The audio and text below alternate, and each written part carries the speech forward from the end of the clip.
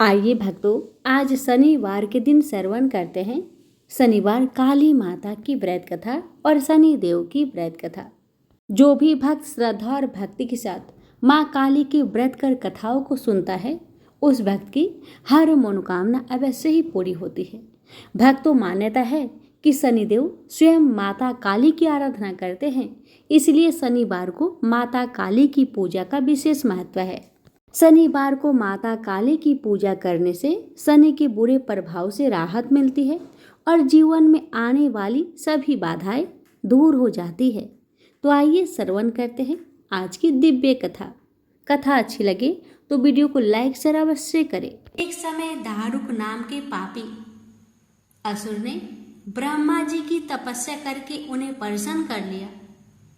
ब्रह्मा जी से पाए वरदान के कारण दारुक अत्यंत बलशाली हो गया। वह देवताओं और ब्राह्मण को परेशान करने लगा। वह उन पर अत्याचार करने लगा। धार्मिक अनुष्ठान यज्ञ बंद करवा दिए और स्वर्गलोक को चला गया। सभी देवता विचलित होकर ब्रह्मा जी और विष्णु जी के पास सहायता मांगने के लिए चले गए। ब्रह्मा जी ने बताया कि दारुक का नाश सिर्फ स्त्री के हाथ से हो सकता है। सभी बड़े देवता भी उससे युद्ध में हार चुके थे। अंत में यह निश्चय किया गया कि दारुक का वध भगवान शिव की पत्नी माता पार्वती करेगी। भगवान शिव ने अपना तीसरा नेत्र खोलकर भयानक और प्रचंड महाकाली को जन्म दिया। उनका शरीर काले रंग का था और माँ काली के माथे पर तीसरा नेत्र और चंद्र रेखा थी। उनके हाथों में त्रिशूल और कई प्रकार के अस्त्र शस्त्र थे। महाकाली के प्रचंड रूप को देखकर सभी देवता थर थर कांपने लगे और वहां से भागने लगे। युद्ध में दारुक महाकाली से पराजित हुआ और इस तरह उस दुष्ट का अंत हुआ। महाकाली के भयानक रूप से चारों तरफ अग्नि की भयानक लपटें उत्पन्न हो गई। महाकाली की क्रोध को सिर्फ भगवान शिव ही रोक सकते थे, इसलिए उन्होंने एक बालक का अवतार लिया। भगवान शिव शमशान पहुंचे और वहां बालक के रूप में लेटकर रोने लगे। छोटे बालक को देखकर महाकाली का क्रोध शांत हो गया। उनके हृदय में ममता भावना जागृत हो गई। उन्होंने शिव रूपी उस छोटे बालक को उठा लिया और अपने स्तनों से दूध पिलाने लगी। इस प्रकार से शिव जी ने उनके क्रोध को भी पी लिया। इस प्रकार महाकाली का भयानक और प्रचंड क्रोध शांत हुआ। उसके बाद महाकाली मूर्छित हो गई। उन्हें होश में लाने के लिए भगवान शिव ने तांडव नृत्य किया और होश में आने पर पुनः माता पार्वती के रूप में आ चुकी थी। माता पार्वती भगवान शिव का नृत्य देखकर नृत्य करने लगी, जिसके कारण उन्हें योगिनी के नाम से भी पुकारा जाता है। इसके अलावा महाकाली ने महिषासुर, चंडमुंड, रक्तबीज, शुभ, निशुंभ जैसे राक्षसों का वध किया। 10 महाविद्याओं में महाकाली प्रथम महाविद्या है। प्रेम से बोलिए काली माता की जय। बहुत समय पहले की बात है। एक राक्षस था जिसका नाम था दारुक। उसने ब्रह्मा जी को प्रसन्न करने के लिए बहुत ही कठिन तपस्या की और उसका तपस्या सफल भी हो गई। ब्रह्मा जी उसके तपस्या से प्रसन्न हो गए और उन्होंने दारुक को वरदान भी दिया कि उसकी मृत्यु केवल महिला के हाथों से ही होगी और कोई उसे मार नहीं पाएगा। ये वरदान पाकर राक्षस बहुत गदगद हो गया, अपने आप को बहुत ही शक्तिशाली समझने लगा और अहंकार से भर गया। वो अपना ताकत का, वरदान का गलत फायदा उठाने लगा। उसने तो पहले ब्राह्मणों का जीना हराम कर दिया, फिर संतों का और फिर देवताओं का जीना मुश्किल कर दिया। उसने अपनी शक्ति से सारे अनुष्ठान को बंद करवा दिए और स्वर्ग पर भी अपना राज जमा कर बैठ गया। भक्तों, सारे देवता उससे लड़ने पर निराश होकर वापस लौट गए। तब ब्रह्मा जी ने बताया कि दारुक राक्षस सिर्फ किसी स्त्री के हाथों से ही मारा जा सकता है। तब सभी देवता मिलकर भगवान शिव जी के पास पहुंचे और दारुक राक्षस के आतंक के बारे में बताया। आतंक के बारे में सुनकर भगवान भोलेनाथ ने जगत जननी मां पार्वती की तरफ देखा और कहा, हे कल्याणी, जगत के हित के लिए और उस दारुक दैत्य के लिए तुमसे मैं प्रार्थना करता हूँ। इतना सुनते ही मां पार्वती मुस्कुरा उठी, लेकिन वह मुस्कान किसी साधारण स्त्री की नहीं, वह मुस्कान थी संपूर्ण सृष्टि को रचने वाली आदि शक्ति की। उन्होंने अपनी अंतर मन की दिव्य शक्ति का एक अंश भगवान शिव में प्रवेश करा दिया। यह कोई साधारण संयोग नहीं था, यह था धर्म की रक्षा के लिए देवी की अगला रूप लेने का प्रारंभ। भगवान शिव के गले से उस शक्ति का तेज प्रकट हुआ और तभी उन्होंने तीसरा नेत्र खोला। उसी नेत्र की अग्नि से उस दिव्य ज्वाला से प्रकट हुई मां। लेकिन अब भी वे सौम्य पार्वती नहीं थी, वो थी महाकाली, विकराल भयंकर रौद्र अपराजिता, जिनका तेज सूर्य से भी करोड़ों गुना अधिक था। देवताओं ने जब मां का यह रूप देखा तो उनके नेत्र श्रद्धा से झुक गई और राक्षस तो कांप उठे। उनका दंभ, उनका अभिमान, उनकी शक्ति, सब कुछ मां के उस दिव्य विकराल रूप के सामने तिनके की भांति लगने लगे। वे भागने लगे, छुपने लगे, परंतु कहाँ छुपते उस शक्ति से जो स्वयं संहार की देवी है। मां काली का शरीर अंधकार के समान काला था, लेकिन उस अंधकार में भी ब्रह्मांड का प्रकाश समाहित था। उनकी आंखों से ज्वालाएं निकलती रही थी और जब उन्होंने हुक्कार भरी तो जैसे सृष्टि का रोम रोम ठरा उठा। केवल एक हुक्कार से ही असंख्य दैत्यों का नाश हो गया। वे भस्म हो गए, जलकर राख हो गए। यह केवल शक्ति नहीं थी, यह धर्म की पुकार थी, यह अन्याय की अंत की घोषणा थी। भक्तों, मां काली के हुक्कार से ही सैकड़ों नहीं हजारों दैत्यों का संहार हो गया। उनका विकराल रूप और प्रचंड ऊर्जा को देखकर पृथ्वी कांप उठी, आकाश थरथरा गया और दिशाओं ने मौन ओढ़ लिया। उनका एक एक कदम प्रलय की घोषणा कर रहा था। सभी असुर जलकर भस्म हो गए थे, लेकिन मां का क्रोध, वह तो अभी उग्र था। उनके नेत्रों से ज्वालाएं निकल रही थी, उनका अंग अंग बिजली की तरह चमक रहा था। उनके इस प्रचंड रूप से सृष्टि का संतुलन बिगड़ने लगा।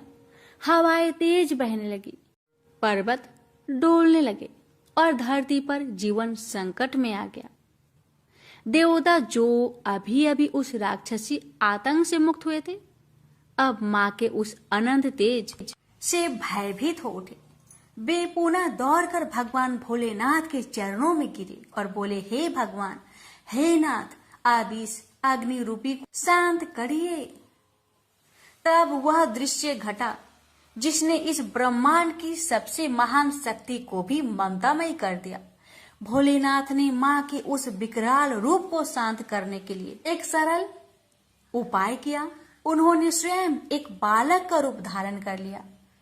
वह कोई साधारण बालक नहीं था, वह था बड़ुक भैरव, नन्हा, निष्कलंक, मासूम, परंतु भीतर से वही शिव जो संहार के देवता है। उस बालक ने रोना शुरू किया।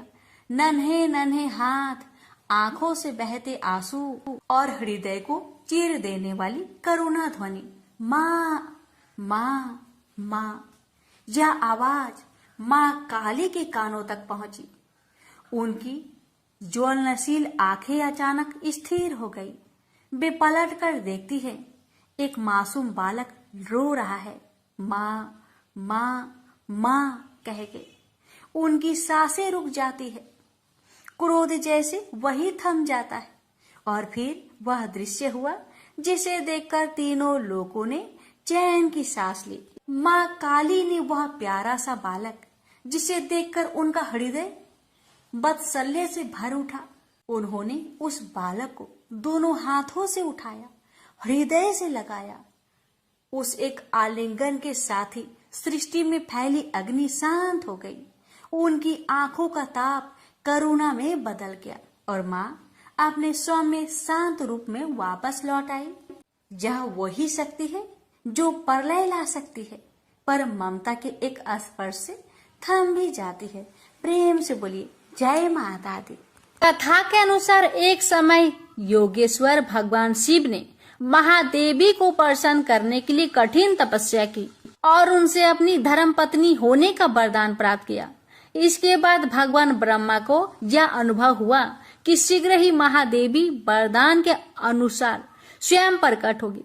इसलिए उन्होंने अपने प्रिय पुत्र में से एक दक्ष को तपस्या करने का आदेश दिया, ताकि दक्ष महादेवी को अपने पुत्री के रूप में प्राप्त कर उनका विवाह भगवान शिव से करा सके। अपने पिता के आदेश पर दक्ष ने महादेवी की कठोर तपस्या की, जिसके बाद आदि शक्ति प्रकट हुई और मनोवांछित वरदान मांगने के लिए कहा। दक्ष ने कहा, हे माँ, मेरी यह मनोकामना है कि आप मेरी पुत्री के रूप में जन्म धारण करें। महादेवी ने दक्ष को वरदान प्रदान करते हुए कहा, जिस समय मैं भगवान शिव से विवाह करने के लिए अवतरित होंगी तो तुम्हारी पत्नी परसूति के गर्भ से जन्म धारण करूंगी। लेकिन देवी ने ये भी स्मरण कराते हुए कहा कि यदि दक्ष के पुण्य का क्षय हो गया अथवा उन्होंने किसी भी प्रकार से महादेवी की उपेक्षा अथवा अपमान किया तो वह तत्क्षण उनका परित्याग कर देगी। सती और शिव के विवाह के कुछ समय बाद दक्ष प्रजापति ने एक यज्ञ का आयोजन किया, जिसमें भगवान शिव को निमंत्रण नहीं भेजा गया। जिस समय भगवान शिव ने देखा कि सती उनके पिता की अस्वीकृति होते हुए भी उनके यज्ञ में सम्मिलित होने के लिए हठ कर रही है, तो शिव जी क्रोधित हो उठे और गर्जना करते हुए बोले, मुझे ज्ञात है कि तुम मेरे आदेशों के बंधन में बंधी नहीं हो, अतः जो मन हो करो, मेरी सहमति की प्रतीक्षा क्यों कर रही हो। भगवान शिव के ऐसी कठोर वाणी सुनकर देवी क्रोधित हो गई और मन ही मन यह विचार करने लगी कि भगवान शिव मुझे अपनी धर्म पत्नी के रूप में प्राप्त करने के बाद मेरे वास्तविक परम शक्ति स्वरूप को भूल गए हैं। अतः मैं भगवान शिव और अपने गौरववंत पिता का त्याग कर कुछ समय के लिए अपने स्वरूप और अपनी लीला में स्थित रहूंगी। यह तय कर देवी ने महाकाली का भयंकर रूप धारण किया। ये श्याम वर्ण की देवी थी, जो दिगंबरी दिशाएं ही जिनका वस्त्र हो, लोल जिहा जिनकी जिहा बाहर की ओर लटकी तथा दांतों के मध्य दबी हुई हो, अस्त व्यस्त केशों वाली तथा नरमुंड माला धारण की हुई हो। इस भयंकर रूप में देवी का दर्शन कर भगवान शिव चिंतित हो गए, लेकिन वो उस स्थान से जाने का प्रयास करने लगे। अपने प्रिय भगवान शिव को नाराज होकर जाता देखकर देवी माँ ने कृपा करते हुए भगवान शिव को किसी भी दिशा में भागने से रोकने के लिए और सभी 10 दिशाओं को अवरुद्ध करने के लिए 10 भिन्न भिन्न रूप धारण किए और भगवती के प्रत्येक रूप ने एक एक दिशा को अवरुद्ध कर दिया। भगवान शिव जिस भी दिशा में जाने का प्रयास करते, उसी दिशा में देवी भयंकर रूप में उपस्थित होती थी। अंततः निकलने का कोई मार्ग न मिलने पर भगवान शिव ने अपने नेत्र बंद कर लिए। बाद में जिस समय उन्होंने नेत्र को खोला, देवी महाकाली अपने विकराल स्वरूप में उनके समक्ष ही ठहरी हुई थी। भगवान शिव ने प्रश्न किया, तुम श्यामा कृष्ण वर्ण वाली कौन हो? मेरी प्रिय सती कहाँ है? देवी ने हंसते हुए उत्तर दिया, क्या आप मुझे पहचान नहीं सकते? मैं आपकी प्रिय सती हूँ। मैं सृष्टि संहारकारिणी सूक्ष्म प्रकृति हूँ। आपकी अर्धांगिनी होने के कारण मैं गौर वर्ण अर्थात गौड़ी हो गई हूँ। जिन 10 देवियों का आप अपने चारों ओर दर्शन कर रहे हैं, वे भी मेरे ही विभिन्न रूप है। अतः हे महामते शंभु, आपको परेशान होने की आवश्यकता नहीं है। देवी सती ने चिंतित भगवान शिव से कहा, आपके समक्ष जो देवी है वह भीमनायन महाकाली है। आकाश अथवा अंतरिक्ष दिशा में तारा है। दाहिनी ओर चिन्नमस्ता है। आपके बाई और भुवनेश्वरी है। आपके पीछे बगलामुखी है। दक्षिण पूर्व कोने में अग्निकोण में धूमावती है। दक्षिण पश्चिम कोने में नेतृत्व कोण में कमला है। उत्तर पश्चिम कोण में वायु कोण में मातंगी है। उत्तर पूर्व कोण में यानी ईशान कोण है, वहाँ षोडशी त्रिपुरी सुंदरी है। और मैं स्वयं आपके भीतर ही भैरवी के रूप में विद्यमान हूँ। अतः यदि आपकी इच्छा हो तो मैं उस अहंकारी दक्ष के यज्ञ का विध्वंस कर उसे पाठ पढ़ा सकती हूँ। भक्तों, इस प्रकार 10 महाविद्याओं की उत्पत्ति हुई थी। प्रेम से बोलिए जय माता दी। सुनिए माता रानी की दूसरी कथा। एक बार दैत्यों की शक्ति बहुत अधिक बढ़ गई।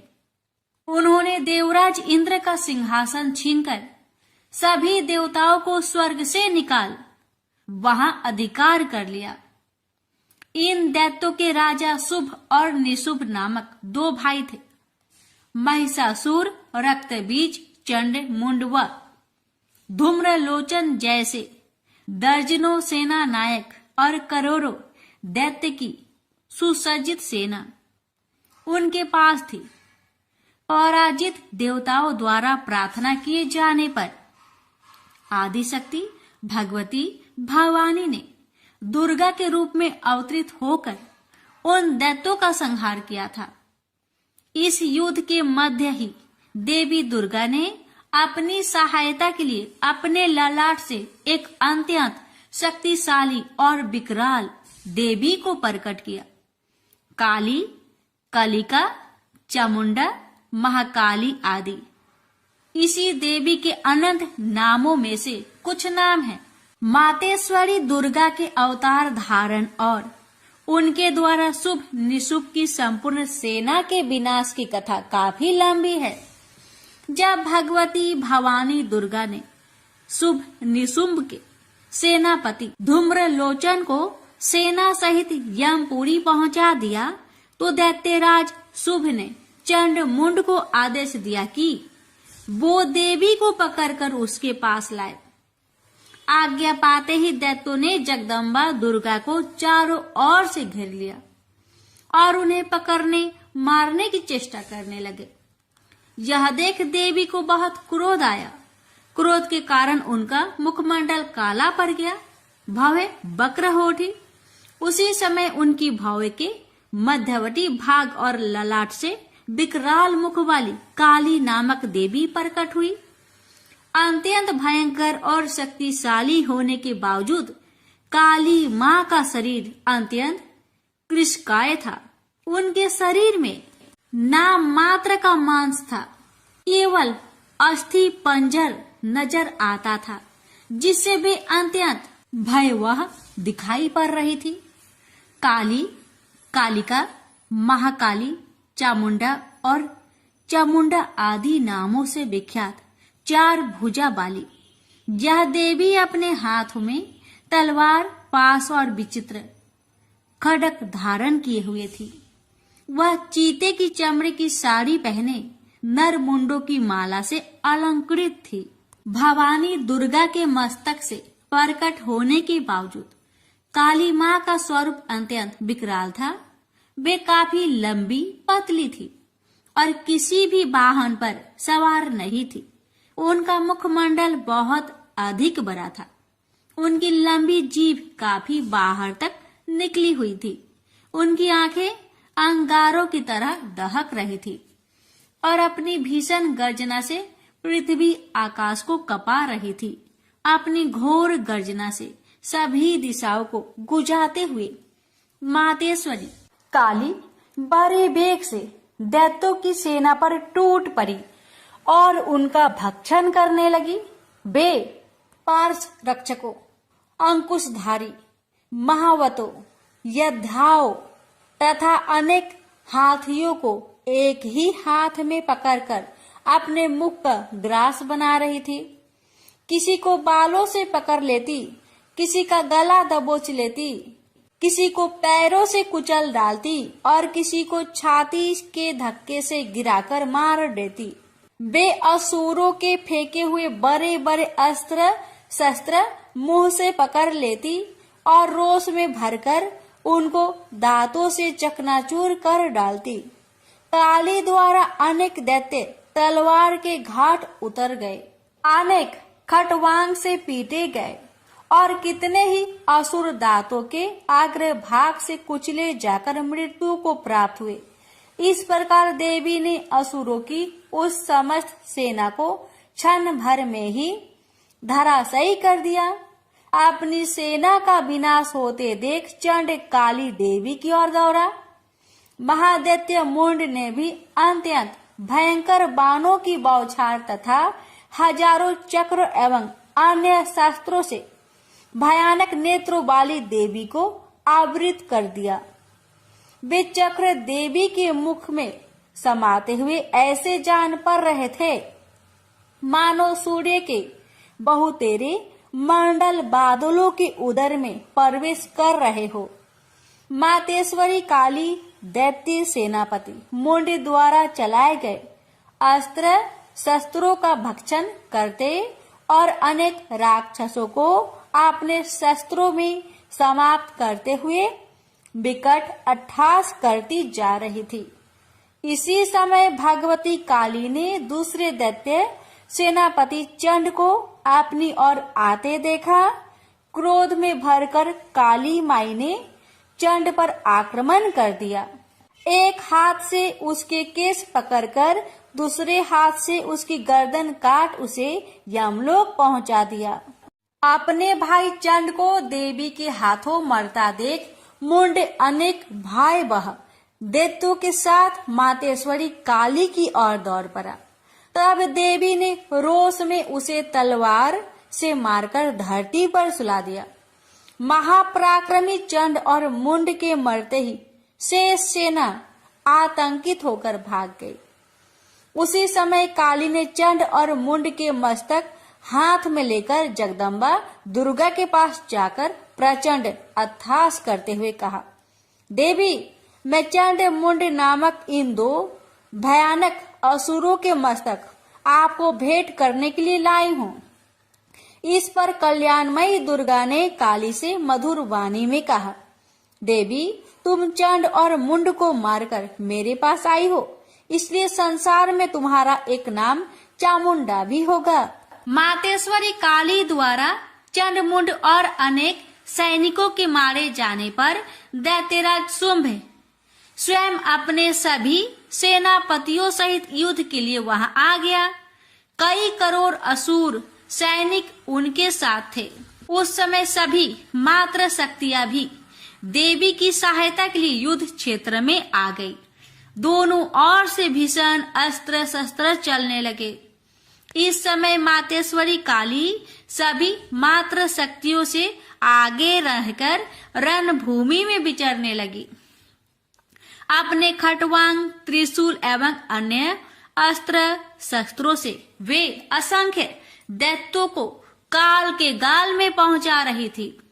यद्यपि सभी मात्र शक्तियां मातेश्वरी दुर्गा एवं उनका सिंह अनेक दैत्यों को समाप्त कर रहे थे, परंतु मातेश्वरी काली साक्षात रण चंडी बनकर दैत्यों को गाजर मूली की तरह काट रही थी। मातेश्वरी काली इस समय इतने क्रोध में भरी हुई थी कि वे दैत्यों को अस्त्र शस्त्रों से मारने के साथ ही उनका भक्षण भी कर दी जा रही थी। अत्यंत भयंकर और विकराल रूप था इस समय मातेश्वरी काली का।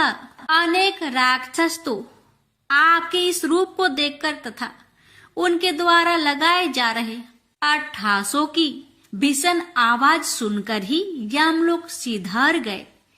मातेश्वरी काली का अवतरण मात्र इन दैत्यों को मारने के लिए ही नहीं हुआ था, उनका इससे भी अधिक महान कार्य था।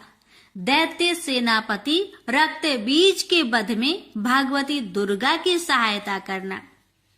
उस प्रचंड दैत्य रक्त बीज को एक अद्भुत वरदान प्राप्त था। जहां भी उसके रक्त की एक बूंद गिरती थी वहीं तत्काल उतना ही शक्तिशाली एक असुर उत्पन्न हो जाता था। मातेश्वरी काली, भगवती दुर्गा और अन्य मात्र शक्तियों के हाथों दैत्यों को मरते एवं घायल होते देख महादैत्य रक्तबीज ने मातेश्वरी पर हमला कर दिया। वह अपनी गदा से सभी मात्र शक्तियों पर एक साथ प्रहार करने लगा। जब मात्र शक्तियों ने उस पर प्रहार किए तो उसके शरीर का रक्त जहां जहां गिरता वहां वहां उसके समान ही एक अन्य बलशाली दैत्य पैदा हो जाता। इस प्रकार वहां असंख्य दैत्य उत्पन्न हो गए जो रक्त बीज के समान ही बलशाली, भीषण और युद्ध कला में निपुण थे। इस समस्या का एकमात्र समाधान यही था कि रक्त बीज के अंग प्रत्यंग तो काटे जाए, परंतु उसके शरीर से निकलने वाले रक्त की एक बूंद भी भूमि पर न गिरने दी जाए। इस प्रयोजन की पूर्ति के लिए भगवती भवानी दुर्गा ने काली को चामुंडा नाम से संबोधित करते हुए कहा, चामुंडे, तुम अपने मुख को अधिक विस्तृत करो तथा मेरे शस्त्र पात से गिरने वाले रक्त बिंदु एवं उनसे उत्पन्न होने वाले महादैत्यों को अपने इस भयानक मुख से खा जाओ।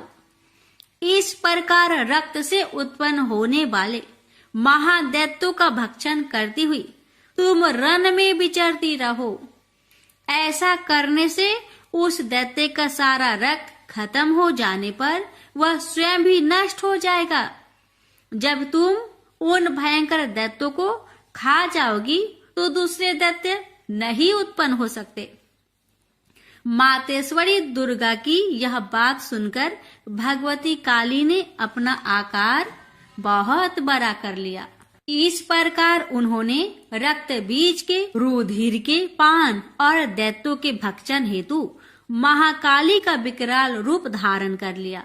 भगवती दुर्गा जो इस समय क्रोध के आवेग में रणचंडी अर्थात देवी चंडिका बनी हुई थी, अपने भीषण शूल से उस महादैत्य रक्त बीज पर प्रहार किया। फलस्वरूप उसके शरीर से रक्त की धार बहने लगी, जिसे तत्काल ही मातेश्वरी काली ने अपनी लपलपाती जिह्वा द्वारा उदर स्वस्थ कर लिया। भगवती भवानी ने रक्त बीज पर प्रहार जारी रखी। उसके शरीर में स्थान से रक्त की धारा बहने लगी। रक्त बीज महाबलशाली और भयंकर दैत्य था, अतः उसके शरीर से बहुत अधिक रक्त बह रहा था, परंतु उसका जितना भी रक्त बह रहा था काली माँ अर्थात देवी चामुंडा उसे तत्काल पीती जा रही थी। इस रक्त को पीते समय रुधिर से काली के मुख में जो महादैत्य उत्पन्न हुए उन्हें भी वे उदरस्त करती चली गई। इस प्रकार भगवती दुर्गा रक्त बीज पर प्रहार करती रही और मातेश्वरी काली उस रुधिर का पान करती रही। इस समय रक्त बीज के रक्त और उनसे उत्पन्न असंख्य दैत्यों को भक्षण करने के लिए भगवती काली ने अपने मुख का आकार अत्यंत विस्तृत कर लिया था। उन्होंने संपूर्ण रणभूमि में अपनी जिह्वा को फैला दिया था।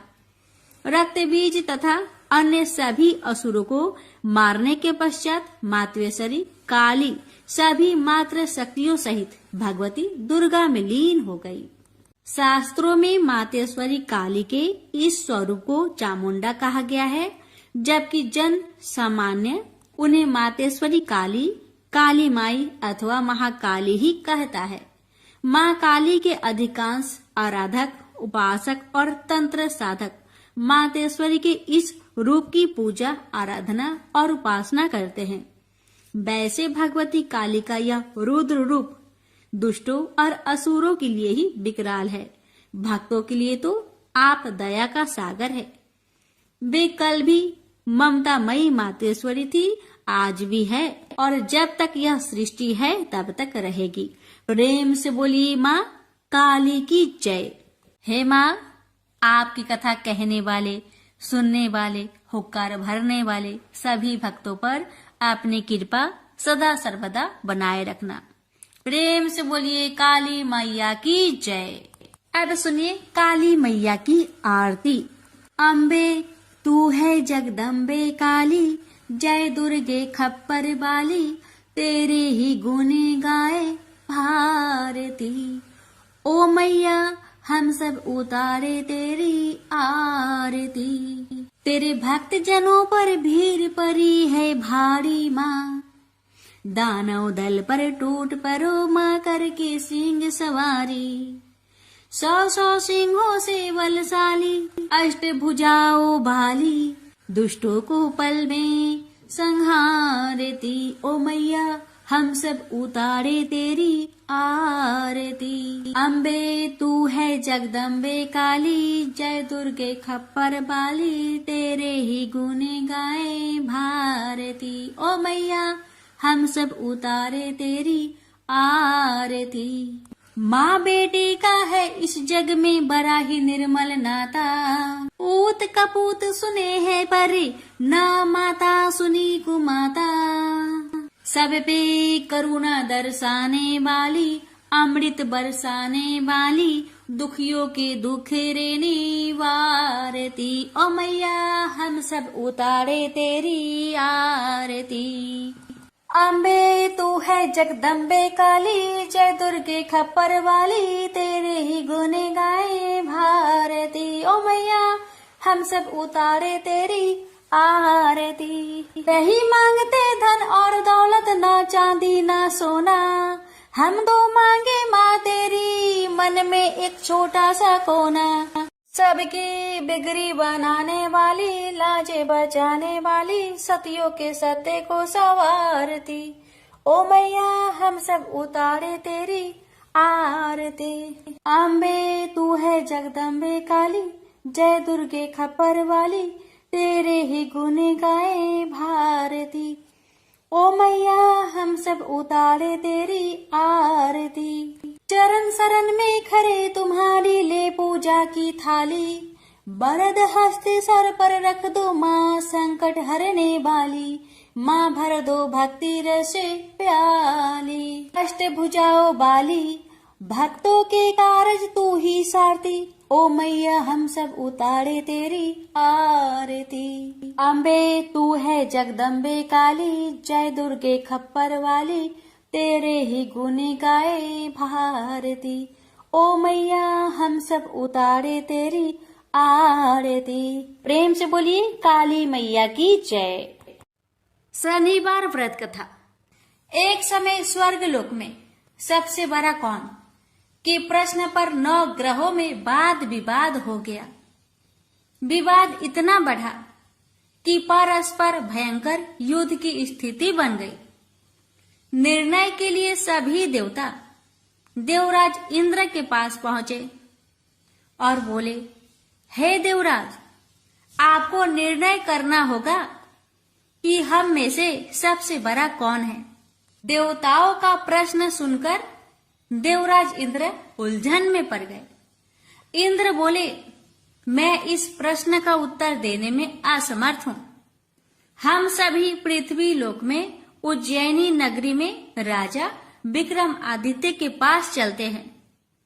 देवराज इंद्र सहित सभी ग्रह देवता उज्जैनी नगरी पहुंचे।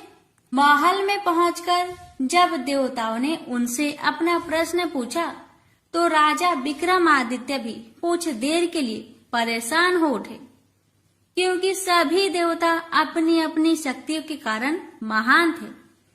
किसी को भी छोटा या बड़ा कह देने से उनके क्रोध के प्रकोप से भयंकर हानि पहुंच सकती थी। अचानक राजा विक्रमादित्य को एक उपाय सूझा और उन्होंने विभिन्न धातुओं, स्वर्ण, रजत, चांदी, कांसा, ताम्र यानी तांबा, सीसा, रांगा, जस्ता, आभरक व लोहे के 9 आसन बनवाए। धातुओं के गुणों के अनुसार सभी आसनों को एक दूसरे के पीछे रखवाकर उन्होंने देवताओं को अपने अपने सिंहासन पर बैठने के लिए कहा। देवताओं के बैठने के बाद राजा विक्रमादित्य ने कहा, आपका निर्णय तो स्वयं हो गया। जो सबसे पहले सिंहासन पर विराजमान है वही सबसे बड़ा है।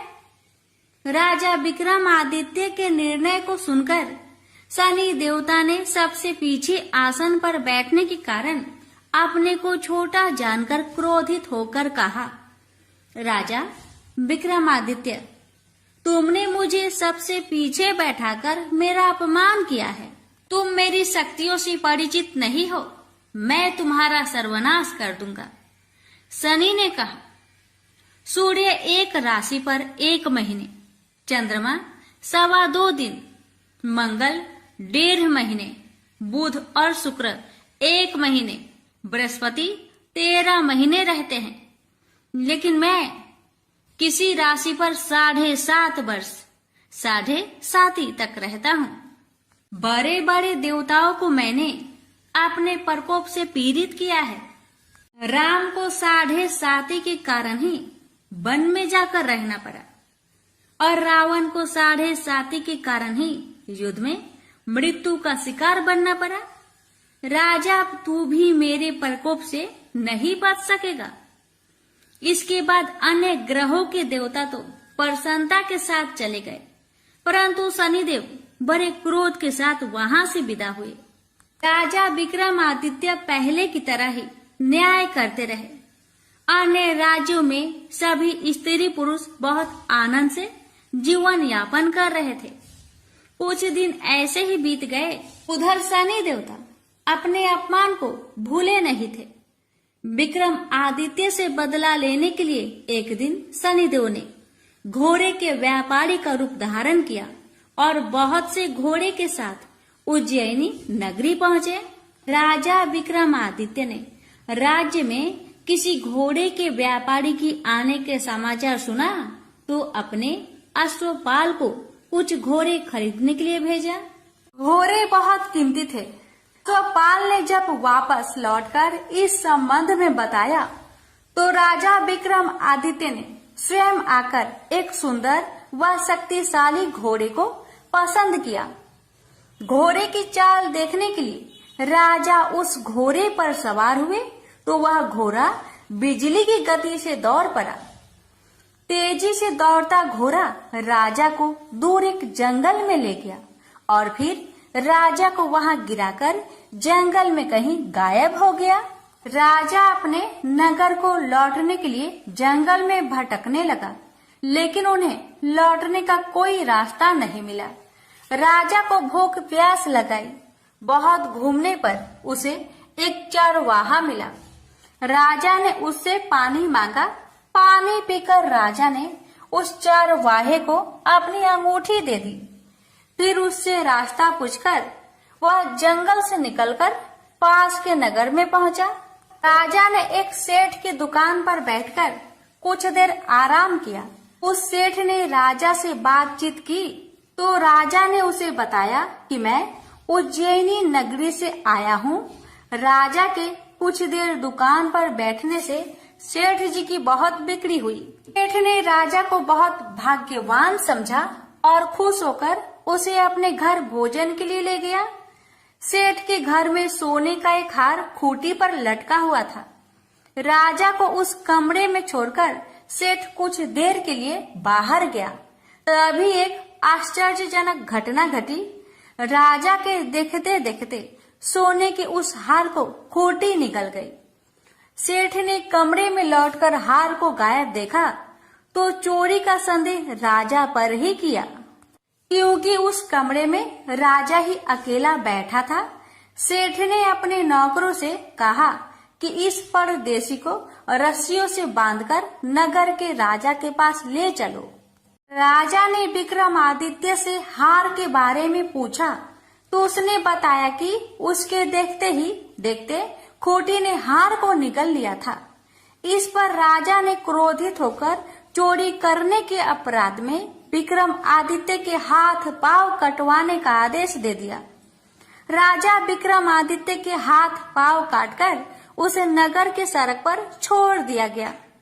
कुछ दिन बाद एक तेली उसे उठाकर अपने घर ले गया और उसे अपने कोल्हू पर बैठा दिया। राजा आवाज देकर बैलों को हाँकता रहता। इस तरह तेली का बैल चलता रहा और राजा को भोजन मिलता रहा। शनि के प्रकोप की 7.5 पूरी होने पर वर्षा ऋतु आरंभ हुई। राजा विक्रमादित्य एक रात मेघ मल्हार गा रहा था कि तभी नगर के राजा की लड़की राजकुमारी मोहिनी रथ पर सवार उस तेली के घर के पास से गुजरी। उसने मेघ मल्हार सुना तो उसे बहुत अच्छा लगा और दासी को भेजकर गाने वाले को बुला लाने को कहा। दासी ने लौटकर राजकुमारी को अपंग राजा के बारे में सब कुछ बता दिया। राजकुमारी उसके मेघ मल्हार से बहुत मोहित हुई, अतः उसने सब कुछ जानकर भी अपंग राजा से विवाह करने का निश्चय कर लिया। राजकुमारी ने अपने माता पिता से जब यह बात कही तो वे हैरान रह गए। रानी ने मोहिनी को समझाया, बेटी तेरे भाग्य में तो किसी राजा की रानी होना लिखा है, फिर तू उस अपंग से विवाह करके अपने पांव पर कुल्हाड़ी क्यों मार रही है। राजकुमारी ने अपनी जिद नहीं छोड़ी। अपनी जिद पूरी करने के लिए उसने भोजन करना छोड़ दिया और प्राण त्याग देने का निश्चय कर लिया। आखिर राजा रानी को विवश होकर अपंग विक्रमादित्य से राजकुमारी का विवाह करना पड़ा। विवाह के बाद राजा विक्रमादित्य और राजकुमारी तेली के घर में रहने लगे। उस रात स्वप्न में शनिदेव ने राजा से कहा, राजा तुमने मेरा प्रकोप देख लिया, मैंने तुम्हें अपने अपमान का दंड दिया है। राजा ने शनिदेव से क्षमा करने को कहा और प्रार्थना की, हे शनिदेव, आपने जितना दुख मुझे दिया है अन्य किसी को न देना। शनिदेव ने कुछ सोचकर कहा, राजा मैं तुम्हारी प्रार्थना स्वीकार करता हूँ। जो कोई स्त्री पुरुष मेरी पूजा करेगा, शनिवार को व्रत करके मेरी व्रत कथा सुनेगा, उस पर मेरी अनुकंपा बनी रहेगी।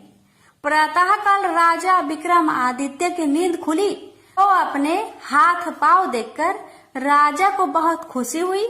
उसने मन ही मन शनिदेव को प्रणाम किया। राजकुमारी भी राजा के हाथ पांव सही सलामत देखकर आश्चर्य में डूब गई।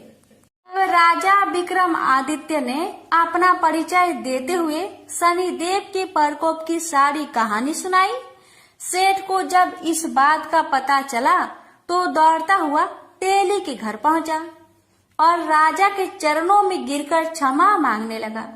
राजा ने उसे क्षमा कर दिया क्योंकि यह सब तो शनिदेव के प्रकोप के कारण हुआ था। सेठ राजा को अपने घर ले गया और उसे भोजन कराया।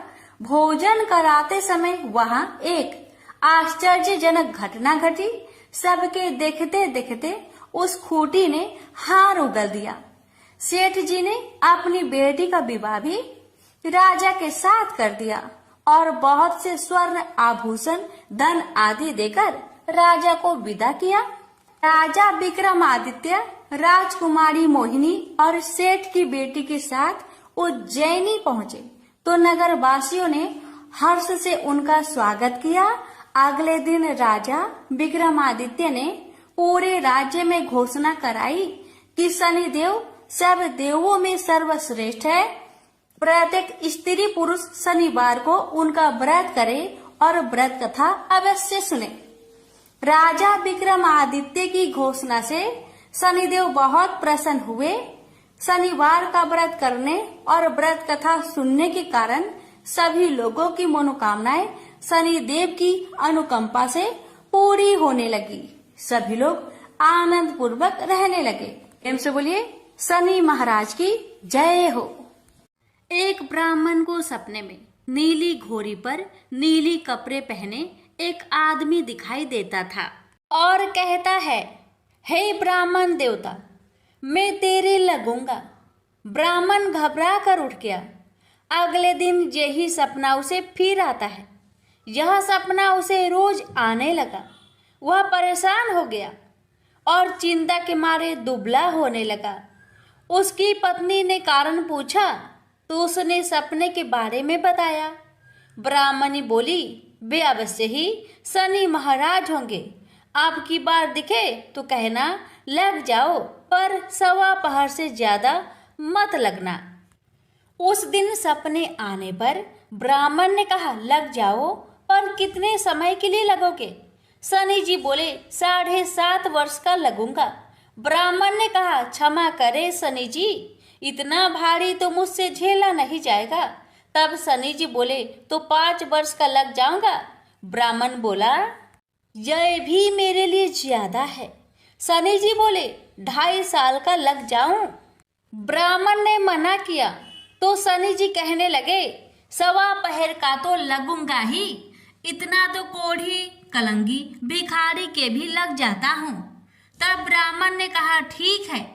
ब्राह्मण को 1:15 की शनि की दशा लग गई। ब्राह्मण ने नींद से जागकर ब्राह्मण से कहा, मेरे 1:15 शनि की दशा लग गई है, इसलिए मैं जंगल में जाकर यह समय बिताऊंगा। मेरे लिए खाने पीने का सामान बांध दे। मेरे पीछे से किसी से लड़ाई झगड़ा ना हो, इसका ध्यान रखना। ज्यादातर घर में ही रहना, बच्चों का भी ध्यान रखना। इस 1:15 के समय में कोई गाली भी दे तो चुपचाप सुन लेना, बहस मत करना। यह सब समझाकर ब्राह्मण जंगल में चला गया। जंगल में ब्राह्मण एक पीपल के पेड़ के नीचे बैठ गया और हनुमान जी का पाठ करने लगा। 1 पहर बीत गया। ब्राह्मण ने सोचा, बाकी बचा समय रास्ते में बीत जाएगा, इसलिए वहां से चल दिया। रास्ते में एक बारी में मतीरे लगे देखे। माली से एक मतीरा खरीदा, पोटली में बांधा और आगे बढ़ा। आगे एक आदमी मिला जो असल में शनिदेव थे। ब्राह्मण से पूछा, पोटली में क्या है? उसने कहा, मतीरा है। शनिदेव बोले, दिखाओ। ब्राह्मण ने पोटली खोली। उसमें राजकुमार का कटा हुआ खून से लथपथ सिर दिखा। शनिदेव ब्राह्मण को राजा के पास ले गए और कहा कि इस ब्राह्मण ने राजकुमार की हत्या कर दी है। इसके पास पोटली में राजकुमार का सिर है। राजा ने कहा, मैं यह नहीं देख सकता, इस ब्राह्मण को सूली पर चढ़ा दो। राजा के यहाँ हाहाकार मच गया। ब्राह्मण को सूली पर चढ़ाने से पहले पूछा गया कि उसकी कोई आखिरी इच्छा हो तो बताए। ब्राह्मण ने सोचा, किसी तरह 1:15 पूरा करना होगा। उसने कहा, वहाँ रोज बालाजी की कथा सुनता है। मरने से पहले अंतिम बार बालाजी की कथा सुनना चाहता हूँ। ब्राह्मण को कथा सुनाने का प्रबंध किया गया। कथा कहते कहते 1:15 पूरा हो गया। शनि की दशा टलते ही राजकुमार शिकार खेलकर लौटता हुआ दिखाई दिया। राजकुमार को आता देख राजा बहुत खुश हुआ, लेकिन उसे निर्दोष ब्राह्मण की हत्या का दोष लगने का डर सताने लगा। उसने तुरंत घुड़सवार सैनिकों को ब्राह्मण को आदर सहित ले आने के लिए भेजा। ब्राह्मण राज दरबार में आया तो राजा ने क्षमा मांगी और पोटली दिखाने के लिए कहा। पोटली खोली तो उसमें मतीरा था।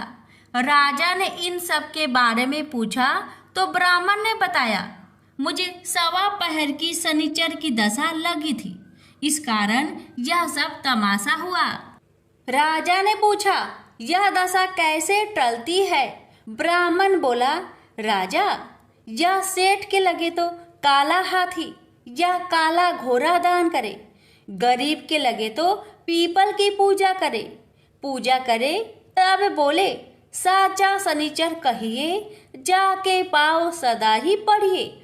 शनि की कहानी सुने, तिल का तेल और काला उड़द दान करे, काले कुत्ते को तेल से चुपर कर रोटी खिलाए तो शनिचर की दशा उतर जाती है।